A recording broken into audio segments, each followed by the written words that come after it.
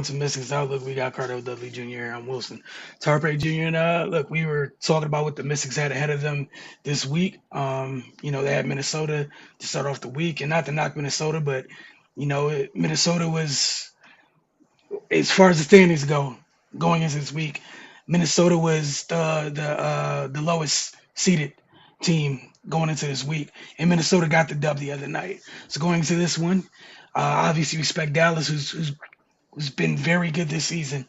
I think they were the first team to knock the Aces off this year. Then the last time Washington saw them before the All Star break, Dallas had a good night against them, a good afternoon against them. Today was no different.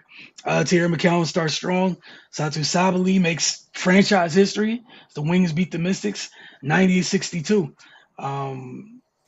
Y'all pretty much know the things we were aware of or concerned about going into this game. And Cardell, I'll let you take it from there. The size, man. There's too much size. We all know the Mystics are wounded, mostly in the front court. Shakir, Deladon, that's your starting 4 or 5 out. Atkins, one of your starting guards out, and obviously Tolliver, who's a reserve guard at this stage in her career, but they wounded up front. They need all the help they can get. And the Wings are the biggest team in the WNBA. They have 6'4", 6'5", 6'7", 6'8" bigs coming off the bench. You know what I mean? And multiple. And they come at you in waves and they just weigh you down. And that's what the Mystics pretty much happened to the Mystics tonight, man. And not to mention their backcourt is lethal, when they get going. But two key stats that just pretty much determine this game. Rebounds. The Wings won that 48-21. Points in the paint. The Wings won that 60-28. 60 of their 90 points came in the paint. That just tells you how easy it was for them to score. They were doing a high-low game. They was throwing lobs over the top, and there was nothing the Mystics could do because it's just that much smaller. Tiana Hawkins is down there fighting for her life. Didn't help that Egbo went down as well, so she'll probably be added to the list of injuries. It was just one of those nights, man. This was one of those games where the coach don't even look at it. Move on to Sunday. There's nothing positive coming from this. Nothing worked. Coaches need to coach better. Players need to play better. It's everybody's fault because this was a thorough beatdown. And it started in the first quarter when they jumped on the 24-12. And the Mystics never won a quarter. They never, they put up a fight in the second and third, but it was such a deep hole. By the time the fourth came around, it was a wrap. And the Wings, man, they just warm down, and that's what they do. Because the Wings didn't necessarily shoot well from 3, 5 for 16, 31%.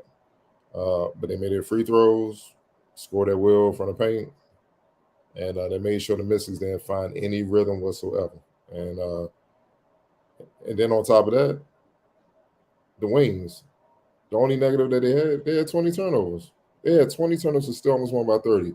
That just shows you how dangerous this team can be when they're clicking on all cylinders and they're playing smart, sound basketball. They're a tough team to deal with, man. Bottom line, the Mystics is 500 now. They got to get healthy. It ain't we kind of been saying, look, just tread water till they can't get healthy. I don't think they have the luxury because if this keeps going on the way it has been going on, there's no point in them coming back. They'd be out the mix, you know what I'm saying, for the playoff mix. And you have the whole offseason to recover until you head overseas if that's what you do. So it was a thorough beat down. I definitely enjoyed watching Sabali, her growth. She's coming to her own. I said it on the broadcast that she has a chance to do what Alyssa Thomas does, but shoot better from the perimeter. And that's downright scary because you can't stop Alyssa Thomas now without being a sound shooter.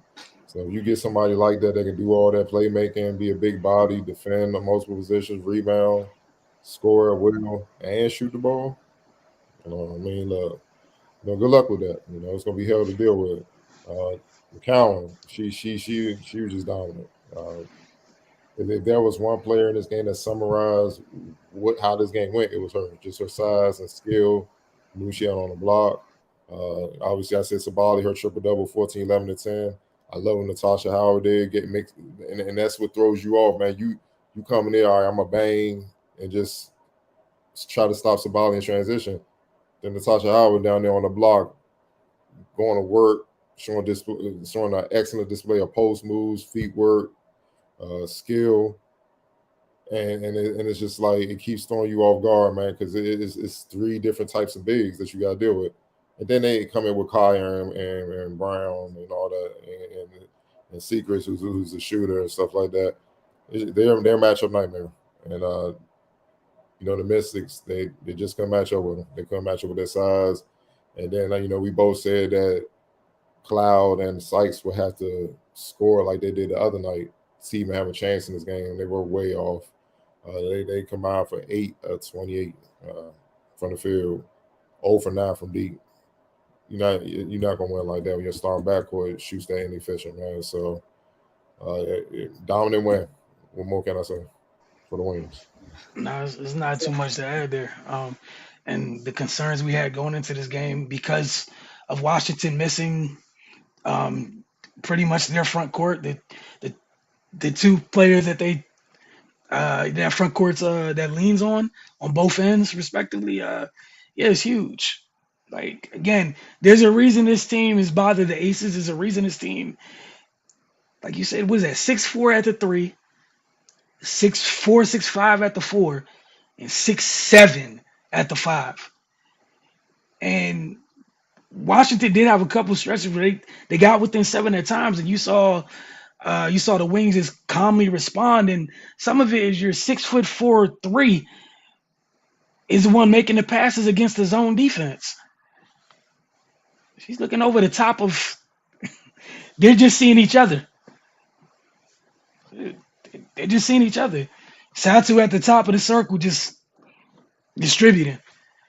And you're just making one pass from the top of the circle to the top shelf.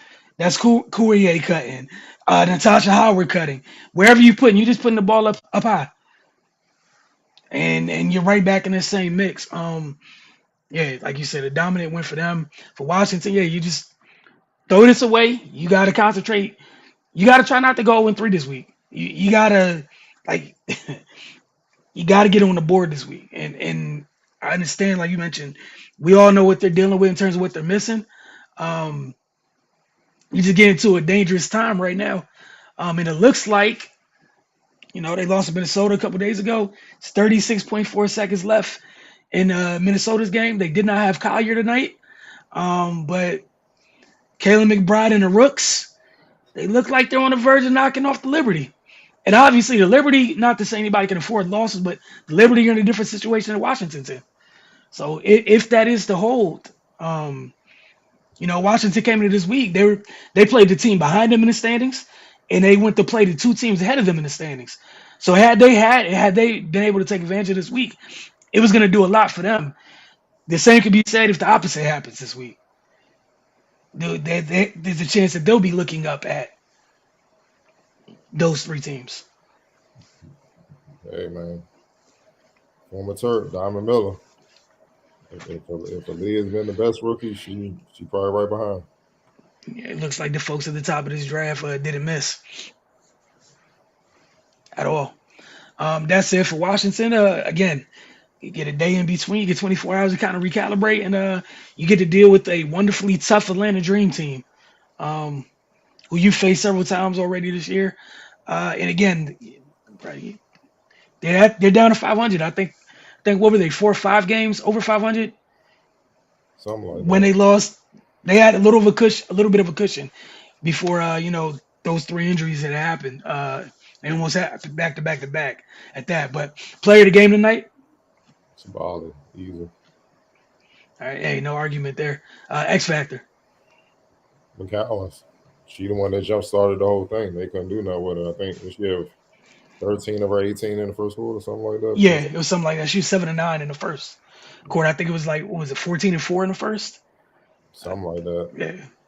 So And like you said, that's what set the tone. So again, we'll check in with you guys on Sunday to see how Washington fares against Atlanta.